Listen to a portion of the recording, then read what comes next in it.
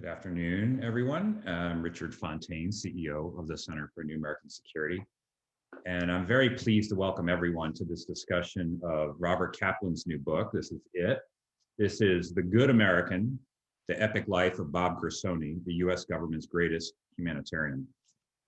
Anybody who is interested in international affairs or travel writing or history or geography surely already knows of Bob Kaplan. Bob is the author of 19 books, including The Revenge of Geography, Monsoon, The Coming Anarchy, Balkan Ghosts, and a number of others.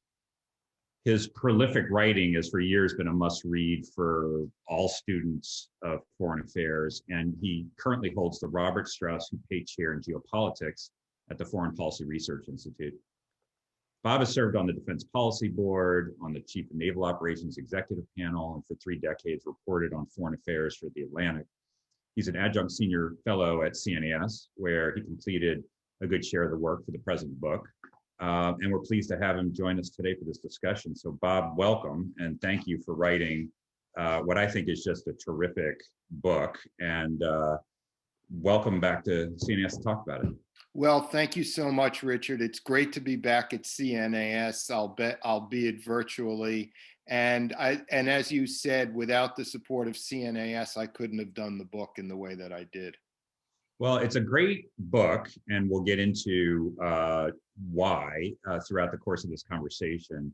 But maybe we can start it with some of the basics. So even keen observers of the foreign policy scene are very likely to say Bob Gersony, and I know Henry Kissinger, I know George Schultz, I know Madeleine Albright, Condoleezza Rice. Who's Bob Gersony, and why did you write a 500-page book about his career? Yeah, well, I have been around Washington for decades, and I've been a foreign correspondent for decades. I've met a lot of big shots throughout the decades. But I've never met anyone as extraordinary as Bob Gersony. Bob Gersony, I met him first 35 years ago at a cheap hotel in Khartoum, Sudan, during the great Ethiopian famine of the 1980s. And Bob Gersony spent 40 years going to every war zone and every natural disaster zone in the world during the Cold War and the post-Cold War, interviewing not dozens in each place, but hundreds of refugees and displaced persons, totaling over 8,000 in the course of a career. And yet, although he was received at the highest levels of the State Department for briefings and other US agencies, he not only never went to college, he never even graduated high school. He was from a very well-off Jewish family in Manhattan of Holocaust refugees, but he didn't finish high school. He quit, and he volunteered for service in Vietnam, where he would win a Bronze Star for service there. So in every way, he breaks every mold that you can imagine. You know, we can talk about his personality, how that was different. This is truly an original, extraordinary life story about most Washington books are top-down books. They're about high policy from the point of view of secretaries of state, national security advisors. This is a book that's a bottom-up book.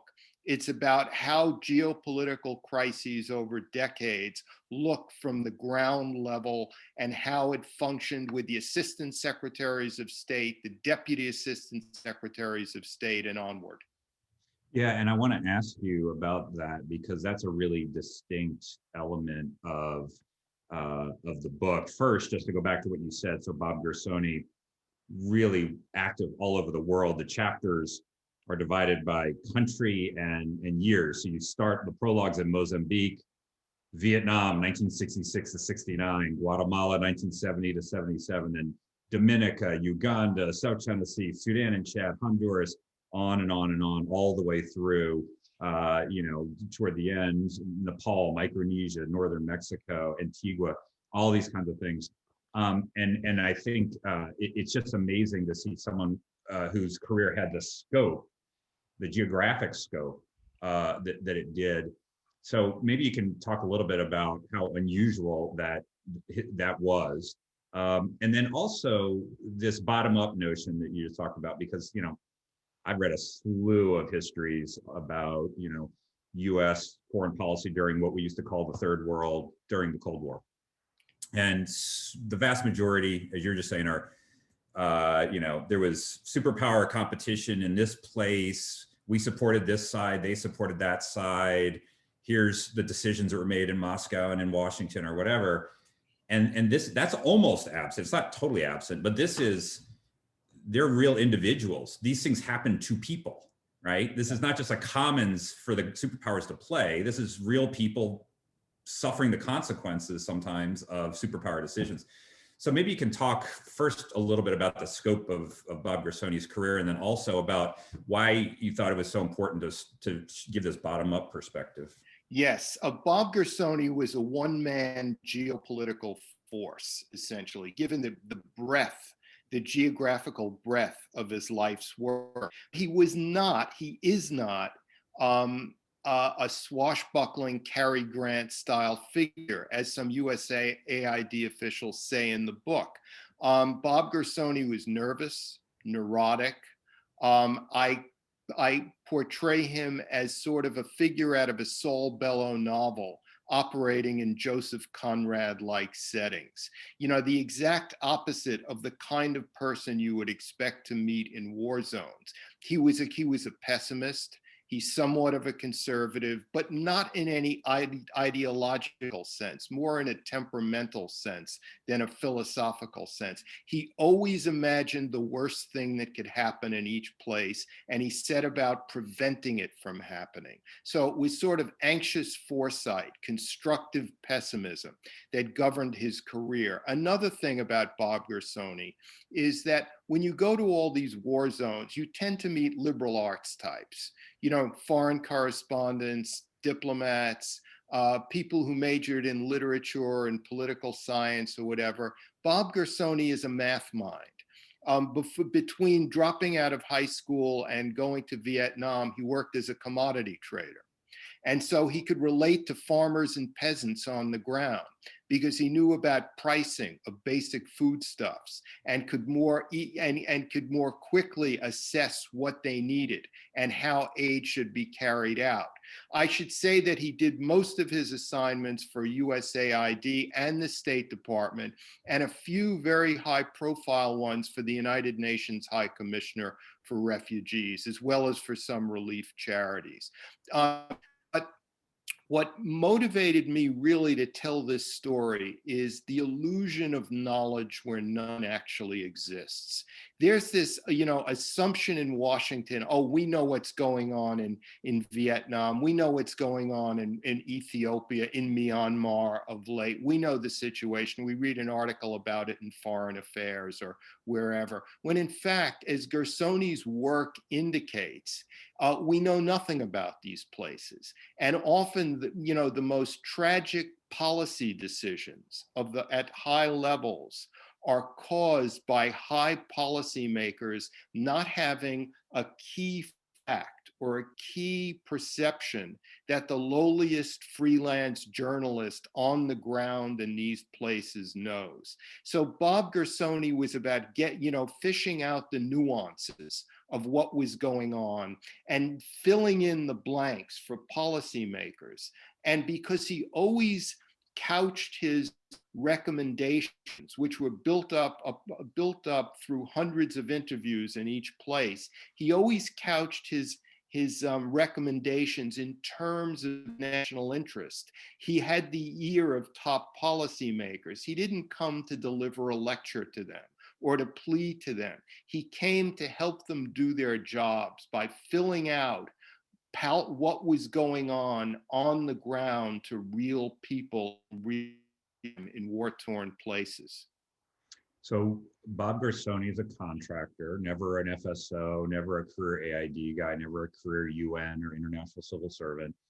He takes on these assignments over and over and over again where somebody says either we've got a problem over there and we need to figure out what's going on, or we got a problem over there and I need you to help me fix this. He gets on the ground, and more often than not, he finds out whatever the Washington understanding was of why the problem was the way it was actually wrong. Sometimes the opposite. They thought the wrong group was doing the bad things or whatever it is. So that begs the question, how did he figure all this out? How did he get the truth when everybody else, we have embassies on the ground, we have a big intelligence community, we've got journalists that go to these places and war correspondents. We're not suffering from a lack of information about these things, nor were they when he was active in the 80s and the 90s and things. So how did he learn things that are true when everybody else missed them? Well, it's actually worse than that, Richard, because Plan Colombia cost the US taxpayer billions of dollars. It involved many federal bureaucracies. And yet we had no idea whether or not our coca crop eradication program was actually working in Southern Colombia or in Eastern Colombia until they sent Gersony with a backpack to check into a cheap hotel and walk into the farm fields and asked farmers in his fluent Spanish, hey, are you still growing coca in those fields? I mean, that's what it took. You know, it took an investment of a few $1,000s to save billions of dollars. So how did he do it? First of all, his whole approach to refugees, displaced persons, peasant farmers was not superior. It was inferior. He looked at them as his superiors, as experts. Everyone he interviewed in the war zone, he considered an expert, even if they were illiterate. They were an expert at what had happened to them. And he had to learn what had specifically happened to them and ask that question hundreds of times through hundreds of interviews in order to collate and put together evidence. This person told me this in northern Mozambique. It verifies what I heard in central Mozambique. It contradicts what I heard in eastern Mozambique. And that's, you know, he was putting together in real time. He approached each refugee, as I said, as someone who was superior to him, as someone he could learn from. He told them, I'm never going to ask your name because I don't want to get you in trouble.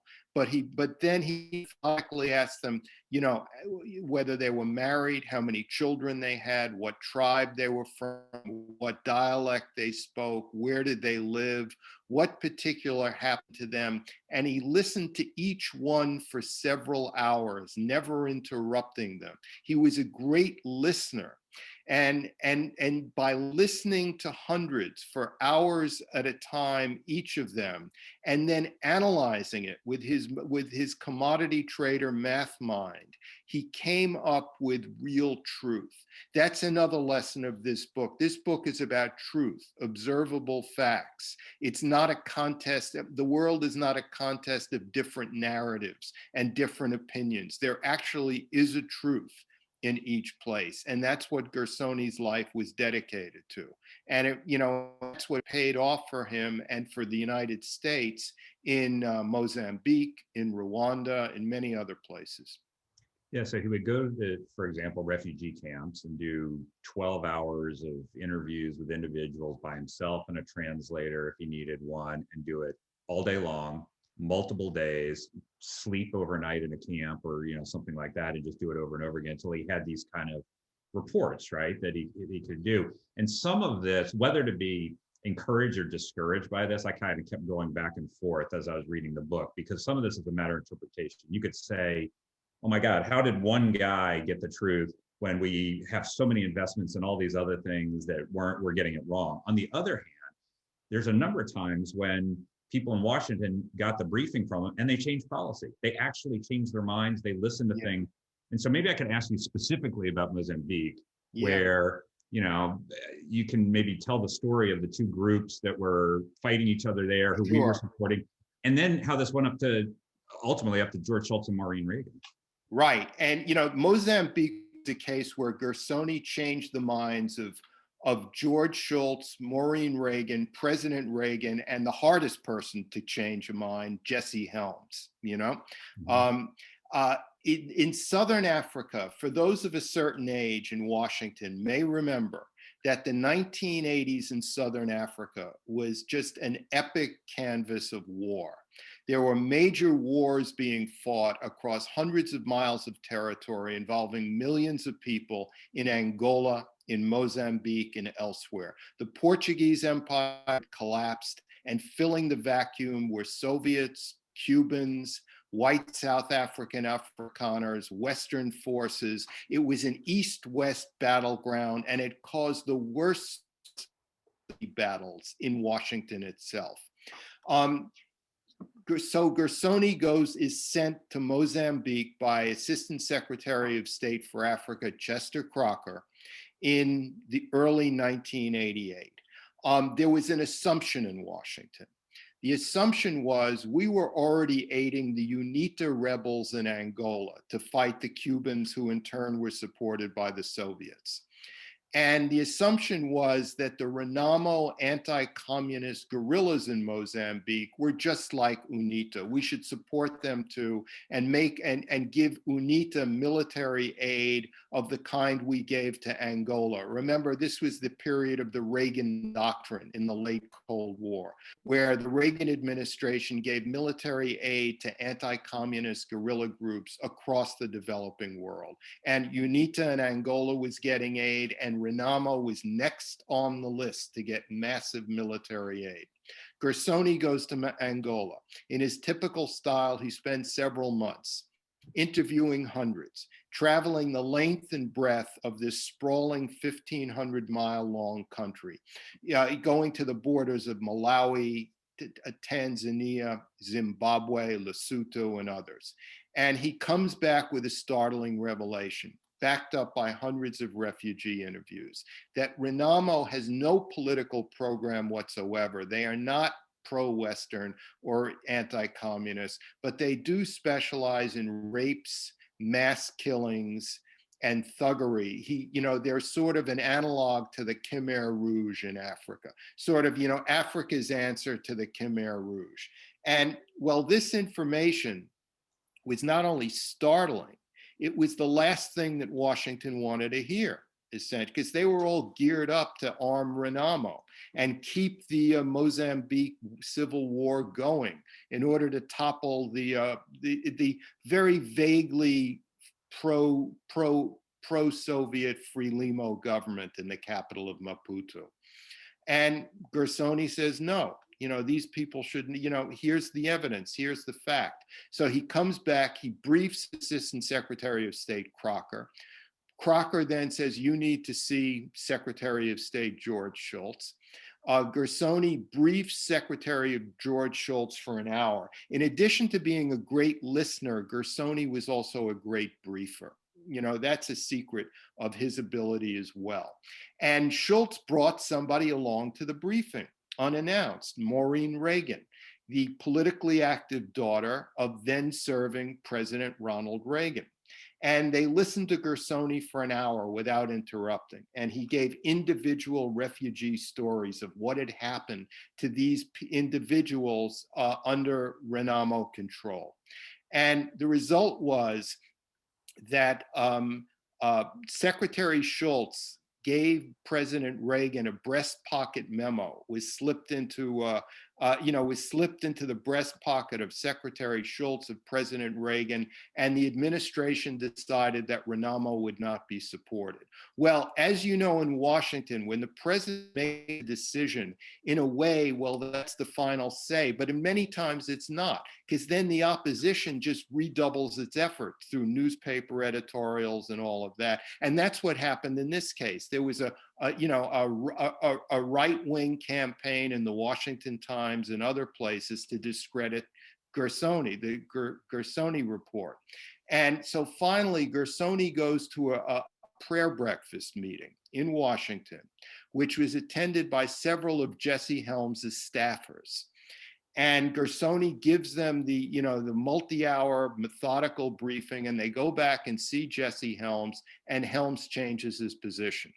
It may be one of the few times in Helms's career where he changed his position on a very symbolic subject. the Reagan doctrine. You know, Jesse Helms, it was hard to change his opinion, you know, on anything. And Gersony was able to do it. But keep something else in mind here. One of the heroes, you know, we all know about the great work done by James Baker and Henry Kissinger and Richard Holbrooke, but one of the real master diplomatic strategists who goes unrecognized was Assistant Secretary of State Chester Crocker, who served the entire 8 years of the Reagan administration. Now, how unusual is that in the same position? And Crocker essentially orchestrated a dynamic whereby the United States would dislodge the Cubans from Angola, and in return, you know, and also recognize white South Africa. In return, the white South Africans would give up Southwest Africa so that Namibia could achieve its independence, and South Africa itself would move away from apartheid. And at the same time, the Mozambique Civil War was being grinding to a halt. And Crocker began this whole process, which was culminated by his successor, Herman Hank Cohn, in the elder Bush administration. This was, you know, a real diplomatic achievement. And what does that tell you also about George Schultz, who he appears from time to time, sort of a great man in your book, and each time he's trying to balance, is probably the wrong word, mesh a realist approach to great power politics, essentially, with a humanitarian impulse and an adherence to values. And looks like he does it pretty well. And of course, he just passed away after a century very recently. George Schultz, I was not meaning to write about George Schultz when I took on this book project, but he just kept appearing, you know, wherever I went in the course of telling the story. George Schultz was a realist internationalist with a kind heart, essentially, who during, you know, who had an economic and who had an economic background and could perceive early on, you know, in the early 1980s, that the Soviet Union was losing the Cold War, that it could not compete economically or militarily or technically with the United States. And so he helped ease Reagan, you know, towards negotiations with the Soviets, but at the same time that he was prosecuting a hardline Reagan foreign policy, anti-communist foreign policy, George Schultz appears as taking the lead in helping Ethiopian and Tigrayan refugees pouring out of Ethiopia into Sudan. He appears, you know, he helps bring the Mozambique Civil War to an end. He gives Gersony his full support. And in many other ways throughout. In Uganda in 1984, George Schultz essentially pulls the rug out from the sitting government of Milton Obote because of its mass murders and atrocities, and that leads to a better regime at the time coming to power. So George Schultz, in his quiet, deliberative way, was able to seamlessly combine realism and idealism together. You know, that the two need not be opposites, that realism without a dose of idealism is not realistic. Do you think there's a role for Republican internationalists in the coming era? I'm asking for a friend, of course. I have no vested interest in any of this, but you know, we see, you know, as the past 4 years have told us, something that looks very different than George Schultz's approach to whatever would amount to a Republican approach to the world. Yes. Throughout this book, Gersony keeps meeting Republicans who are moderates, internationalists, and realists. It starts at USAID in Guatemala, where he meets this fellow, Fred Scheck, who is the head of the mission there, or the deputy head of the mission there. You know, there's a type he keeps meeting. John Dewey, who sent the Assistant Secretary of State for Refugees, who kept sending Gersony on his early assignments in Africa. You know, they're all gun-toting, prayer breakfast, Teddy Roosevelt type Republicans who are realists, but internationalists and humanitarians at the same time, you know, out of the mold of like Nelson Rockefeller or somebody like that. And this was a common type in Washington throughout the Cold War and in the immediate post-Cold War, and kind of reached its apotheosis with the elder Bush, one could argue, who is like the last nation state aristocrat president of the United States, who is a moderate Republican. And I think, look, it was moderate Republicanism, realist internationalism that essentially won the Cold War. And I believe it really has a role to play in the future because we cannot escape from the world. You know, the world is is smaller, more claustrophobic, more interconnected than ever before. And yet, if we don't insert humanitarianism into our hierarchy of needs, we're left with nothing else except a one-dimensional Chinese or Russian foreign policy built on one-dimensional realism. Right. I want to invite folks who are tuning in to put questions, if you have them, into the chat, and we'll take some of those. And as people are formulating what they'd like to ask, one of the things that was so striking to me in the book is, you know, Bob Gersony is the hero of the book, and I think hero is the right word to describe somebody who, by your account, is responsible for saving maybe hundreds of thousands of lives. But the most, well, not the most, but one of the striking things about it is he was a hero, but he wasn't a superhero. And what I mean by that is, you know, when part of this reminded me of the classic memoir Eastern Approaches by Fitzroy MacLean, yeah, the British diplomat and soldier who goes 3 nights without sleep and he's just fine. He skips meals and goes without water if he doesn't, never gets sick. He never gets scared. He walks into anything and is always confident and all this other stuff. And it's almost like, well, that's, I guess, why he was a model for James Bond, right? But Gersony's not like that at all. He gets jet lagged. He is easily made ill by strange food. He's always worried about something. He's anxiety ridden. And even in terms of the sort of bureaucratic politics and Washington politics and stuff, right? Like in Mozambique, when he finds out Renamo is actually the bad guy who's responsible, he realizes this is a powder keg he's sitting on. He doesn't, you know, and so yet he spent his entire career doing things that seem to make him distinctly uncomfortable. So yes, how do you it's actually more extreme than that. He didn't drink alcohol because it made his stomach nervous. He didn't drink coffee because it made his stomach nervous. He could only eat 1 meal a day. And he started popping Xanax against anxiety after he realized what he had discovered in Rwanda, which went against what both Washington, the State Department, and the UN High Commissioner of Refugees was saying what was going on. He found out something else, and he said, everyone's going to hate me. My career is ruined. You know, I'm the bringer of this horrible news about Rwanda, this complicating news that the good guys really aren't so good as it turns out. So, you know, he was constantly nervous. And, you know, there are parts in the book where a tribal leader in Western Sudan offers him thick coffee, which he has to drink in order to be polite. And he knows I'll be up all night, unable to sleep because of this. And he is up all night, unable to sleep. So he's like, he's not your typical hero in a way. That's why, as I wrote, as I said earlier, he reminded me of characters in Saul Bellow, whether it was Artur Samler, Moses Herzog, or these other deeply introspective, insecure Jewish intellectual sorts.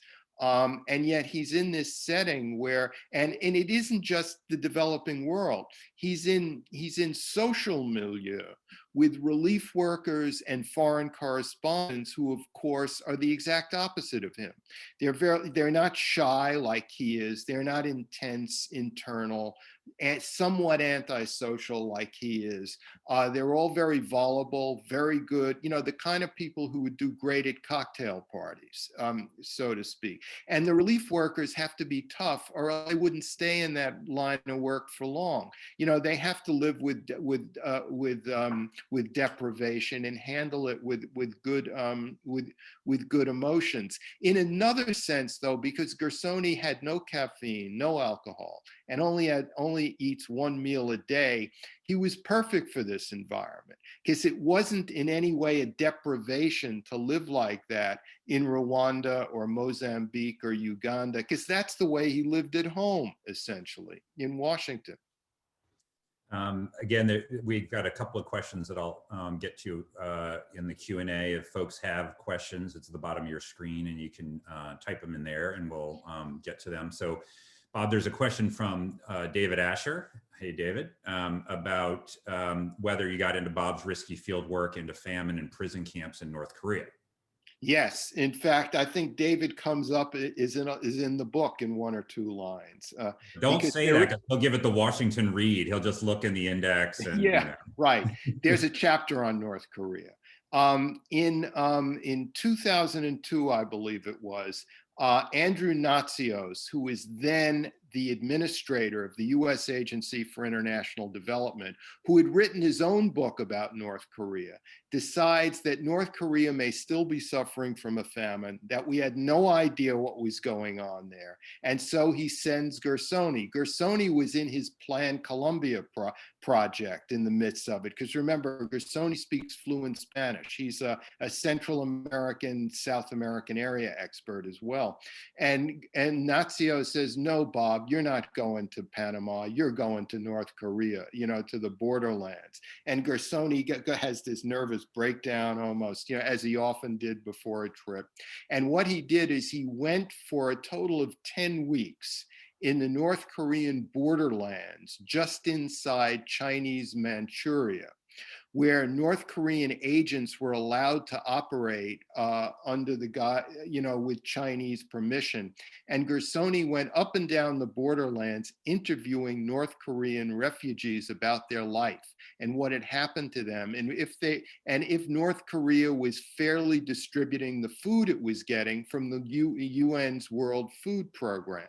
Now, the long and the short of it was, Gersony was the first American to chronicle the daily lives in depth of North Koreans. Now, Barbara Demick of the Los Angeles Times came out with a path-breaking book about daily life in North Korea called Nothing to Envy, but it was not published until 2009. So Gersony was the first. He went there in 2002. And he came back with news for Washington, which was that the World Food Program food was essentially being stolen and given to the North Korean military, that the people who were supposed to get the food were not getting it. And Gersony went around in his typical way. He briefed the State Department, the Defense Department, on this, and eventually some sort of this got in the way of diplomacy, because what was then the still new and fresh George W. Bush administration, this was pre-Iraq, wanted to help out the newly elected South Korean regime make a rapprochement with North Korea. And so we didn't come down that hard on them, but we came down hard enough on them, so to speak, saying that North Korea should live up to the same standards as any other recipient of the World Food Program. Because the aid originally, though it was under the UN flag, was coming from the United States taxpayers.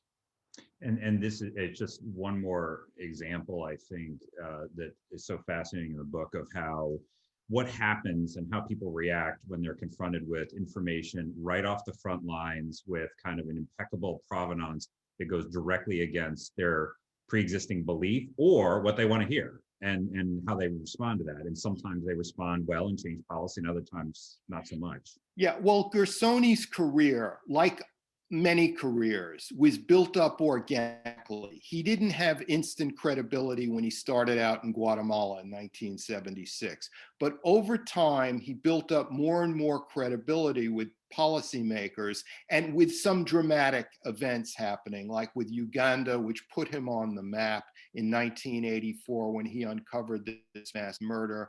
And then Mozambique made him famous within the inner sanctum of the human rights community. And then there was Rwanda, which was the most high profile Gersony report, though it was the smallest in actual length. But by 2002 in North Korea, Gersony was well known by the people he briefed. He wound up briefing at the time.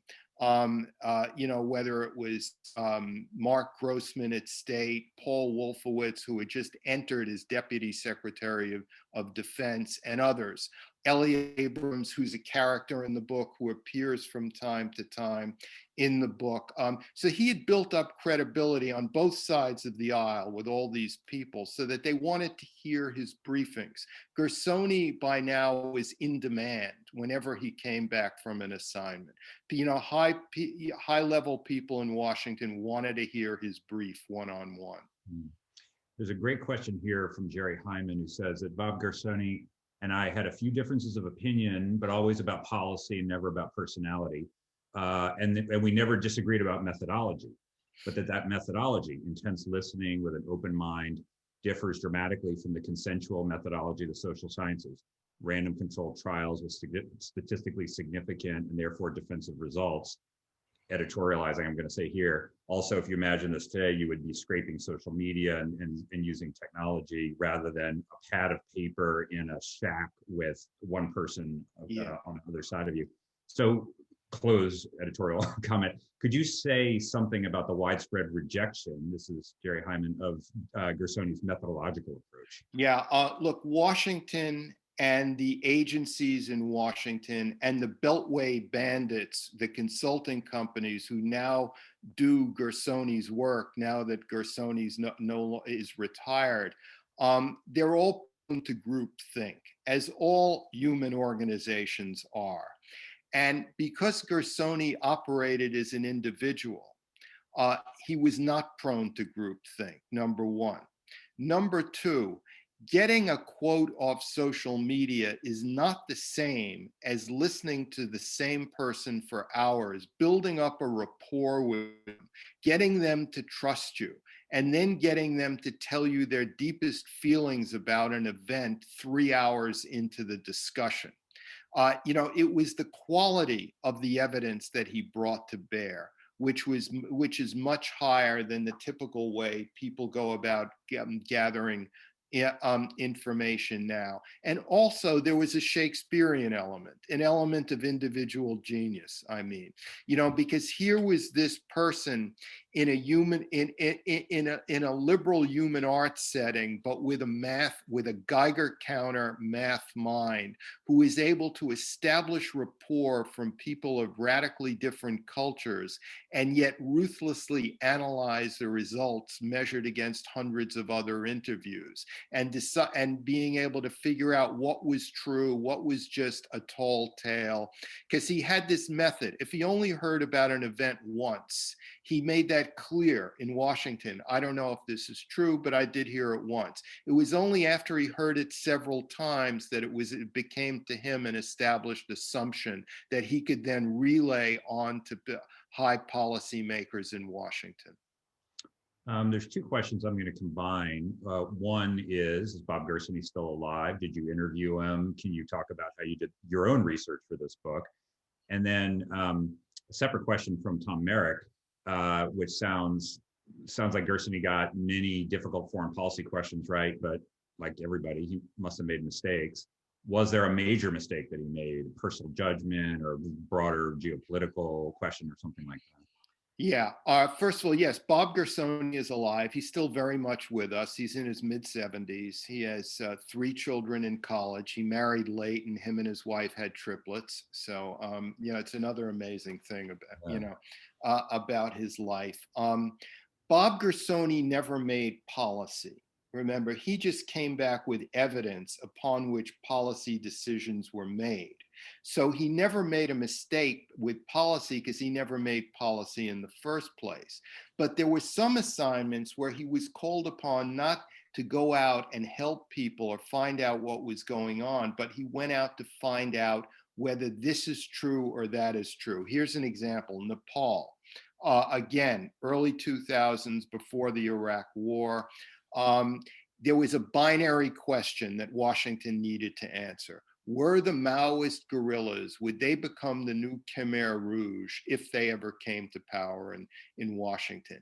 And because there were all these horrible stories about them, I mean, if they would come to power in Kathmandu in Nepal, because there were all these horrible stories about them, but nobody knew anything about them because they operated in remote areas of Nepal. So Gersony went out and he spent, weeks and weeks in the back of Beyond in Nepal and came back with an answer to the simple question, which is no, if they come to power, they won't be like the Khmer Rouge.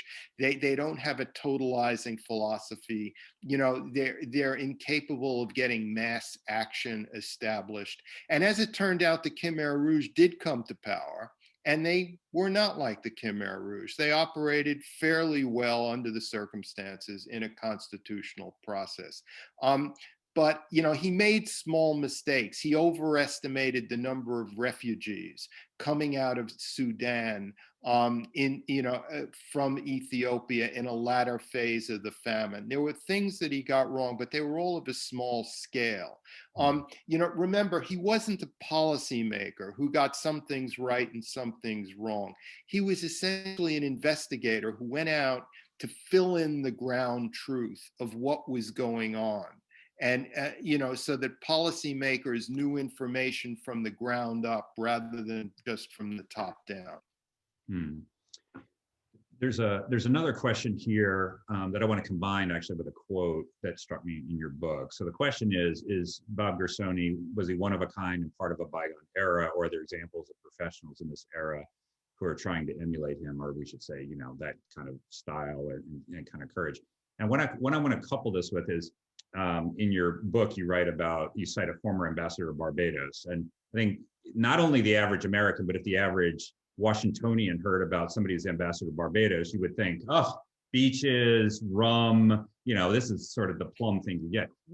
And she went over to Dominica and was on a small plane on a relief mission that almost smashed into a mountain. She's telling this story, I guess, to you or to Bob, and just sort of takes it in stride. And you write, the Foreign Service is like that. She seemed to say crazy risks that become routine, which the public rarely appreciates or even knows about. It's a really striking observation. It reminded me a little bit. Years ago, I was in Islamabad and I met the US Consul General in Peshawar, who was up in Islamabad for a couple of days. And most of the folks had been evacuated from the consulate in Peshawar was so dangerous. And 3 days before I met her, her car had been ambushed by gunmen, and her driver had just taken an evasive driving course 2 weeks before. So he realized how to do a 180 turn and he got out of there and she survived. She's up in Islamabad. I said, are you going back to Peshawar? She said, yeah, I'm going back tomorrow.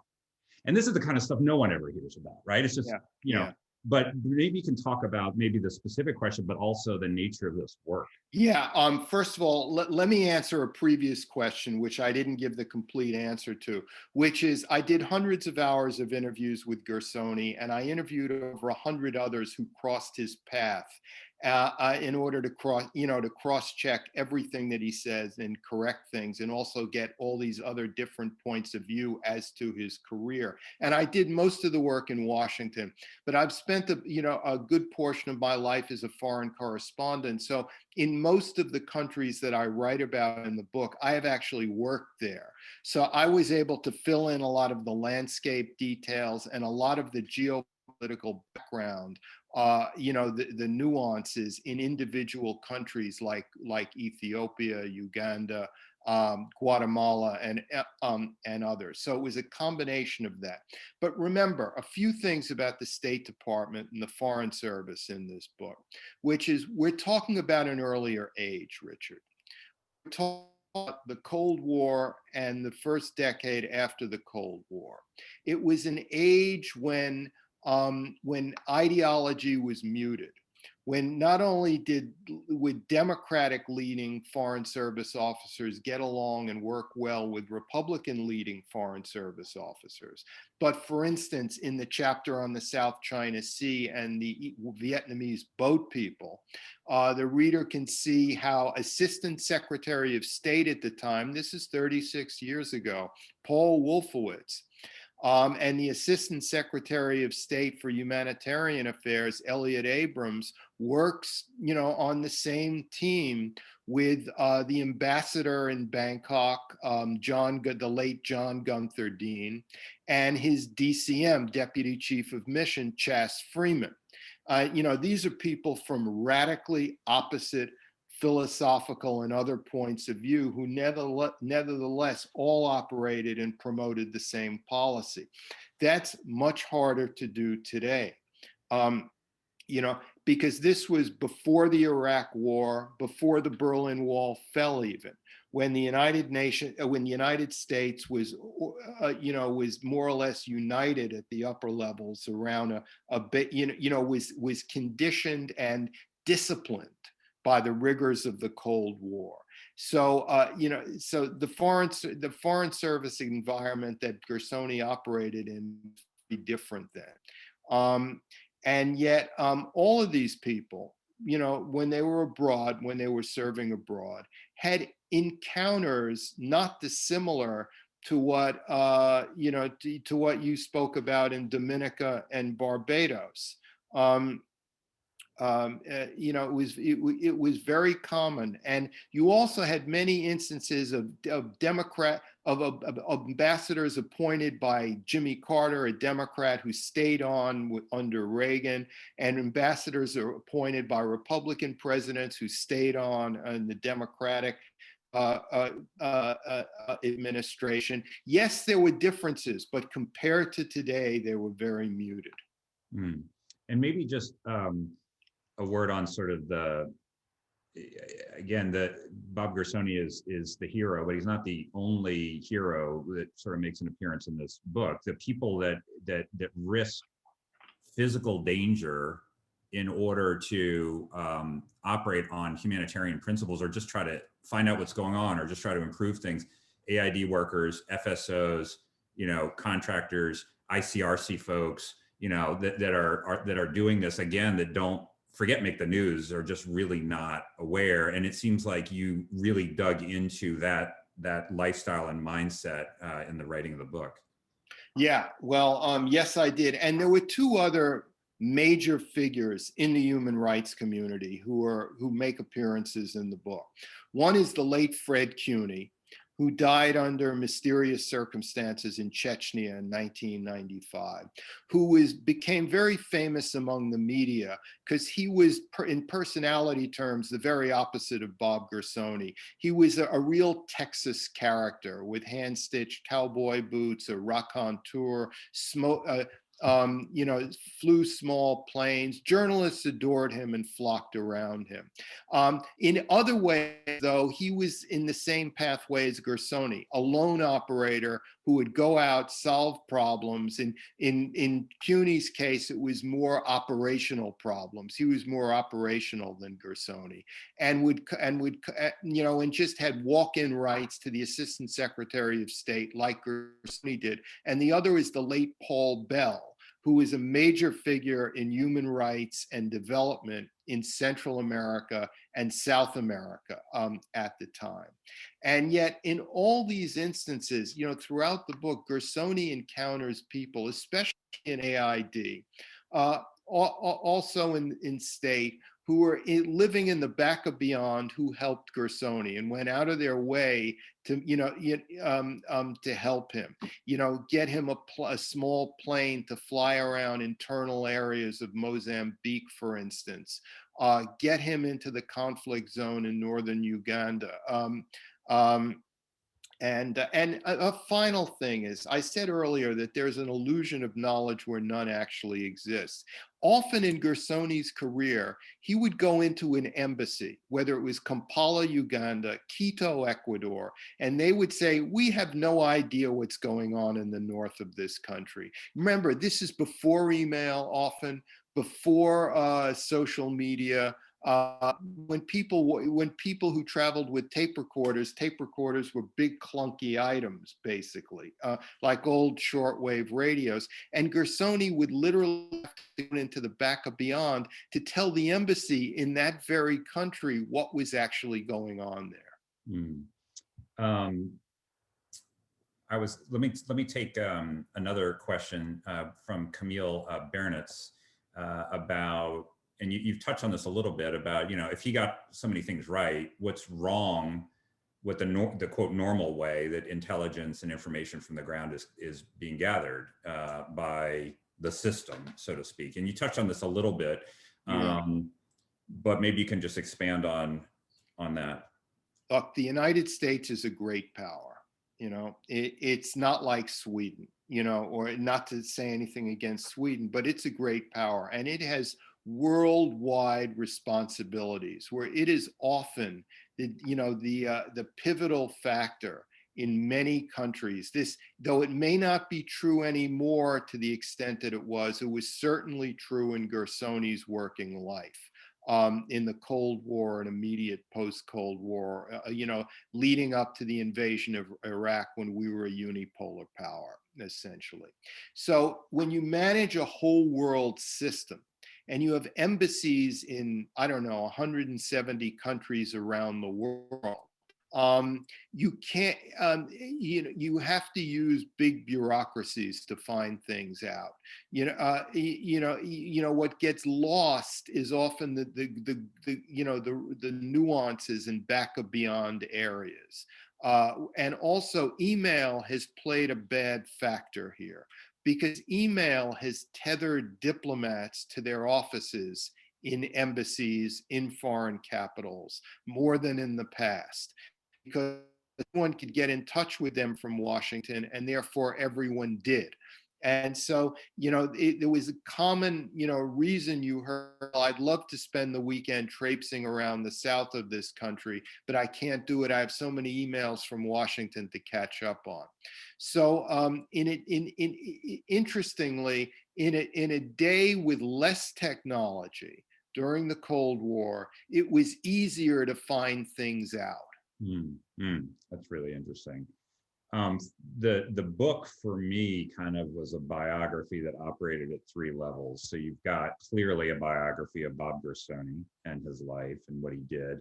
You also have kind of a biography of this class of humanitarian workers, field workers, and the things they do in dangerous, uncertain places, and how they sort of pull answers and solutions out of that. And then you have sort of a third level. This is a biography of the Cold War from the vantage point of somebody who was on the ground with all the people subject to the effects of the Cold War, but had no role whatsoever in actually managing the Cold War.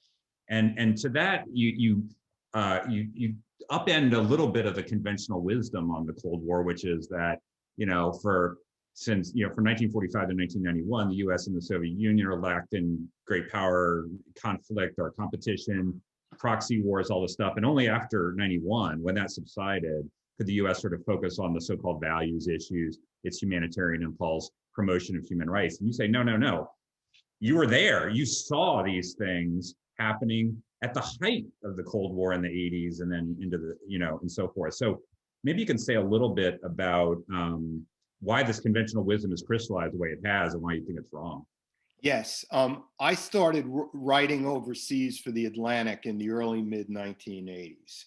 And the early mid-1980s saw some of the greatest humanitarian crises that the United States government, the Reagan administration, was active at the highest levels. The Great Ethiopian Famine of 1984-85, the famine in Sudan, the civil war in Mozambique, the atrocities in Uganda, and on and on and on.